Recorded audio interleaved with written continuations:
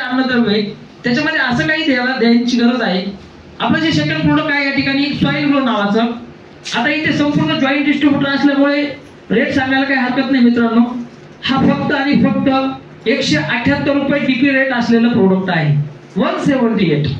याची एमआरपी 349. म्हणजे हे जे प्रोडक्ट आहे 178 रुपये डीपी रेट आपण आपल्या डिस्ट्रीब्युटर रेट म्हणजे आपली जी प्राइस लिस्ट आहे याच्यामध्ये डीपी रेटने भेटतं. आणि विक्री आपण किती पण करू शकतो. रिटेल प्रॉफिट याच्यामध्ये 30+30 40% आपण घेऊ शकतो. 20% पासून 20-25% घेतलं तरी सफिशियंट आहे. हा पुढा 290 ला किंवा 278 रुपयाला विकला तरी 100 रुपये या पुढ्यामध्ये भेटतात. 300 रुपयाला विकला तर 122 रुपये भेटतात. म्हणजे रिटेल प्रॉफिट याच्यामध्ये दिलेला आहे. परंतु हा जर पाण्यामध्ये 100 लिटर पाणी 1 ग्रॅमचं प्रमाण आहे. 100 लिटर पाण्यामध्ये आपण टाकला, जमिनीत सोडला किंवा याची फवारणी केली तरी वनस्पतीला लागणार अन्नद्रव्य भेटतात. पण याच्यातले कंटेंट्स आहे तरी काय. याच्यामध्ये सुपर पोटॅशियम ह्युमिक आहे. याच्यामधले काही प्रमाणात मायक्रोन्यूट्रनचे कंटेंट्स पण आहे. आता सुपर पोटॅशियम ह्युमेट आणि ह्युमिक ऍसिड याच्यामध्ये डिफरन्स आहे मित्रांनो. ह्युमिक ऍसिड मार्केटमध्ये 98% भेटतं. मार्केटमधल्या सगळ्याच कंपन्या खराब नाहीये, चांगल्या पण आहे मार्केटमध्ये.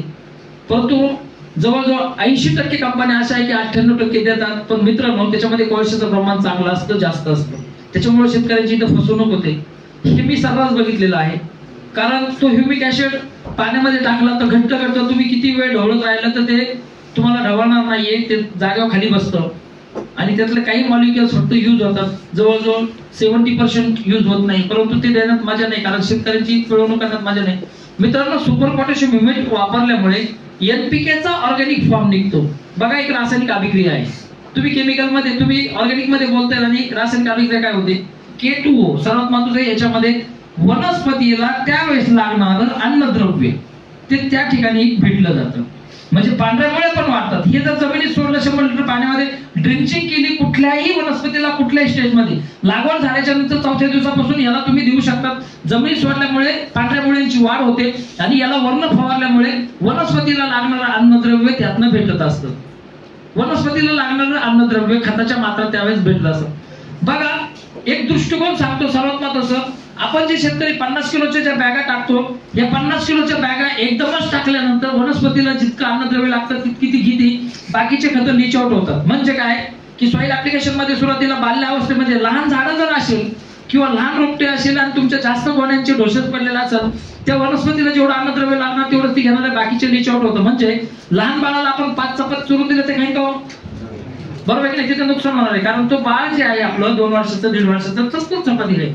तसं वनस्पतीला शेतकऱ्यांच्या ज्या चुका आहे त्या बऱ्याचशा होतात. ते आपण गाईडलाईन करायच्या आहे. कारण शेतकरी समजत नाहीये त्यांना. आपल्याला ते मार्गदर्शन करायचे की बाबांनो बाल्य अवस्थेमध्ये थोडे खतं लागतात, इतके द्यायची गरज नाही. आपल्या कंटेंट्स मध्ये अशा काही गोष्टी आहेत की त्या वनस्पतीचं अन्नद्रव्य तिथं त्या वनस्पतीला भेटलं जातं. सर्वात महत्त्वाचं सॉइल ग्रोचं एक डेमॉन्स्ट्रेशन दाखवतो या ठिकाणी. बघा हा ग्लास घेतलेला आहे आणि थोडंसं आपण सॉइल ग्रो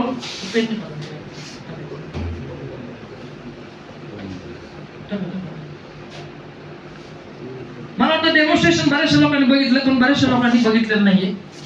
म्हणून आता बऱ्याचशा लोकांनी हात केला की आम्हाला प्रोडक्ट माहिती नाहीये.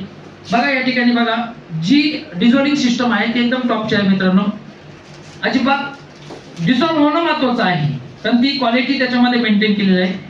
नक्की 100% तुम्हाला लाईफ टाइम पर्यंत असेच प्रोडक्ट भेटतील. त्याच्यामध्ये कॉम्प्रोमाइज नाही होणार.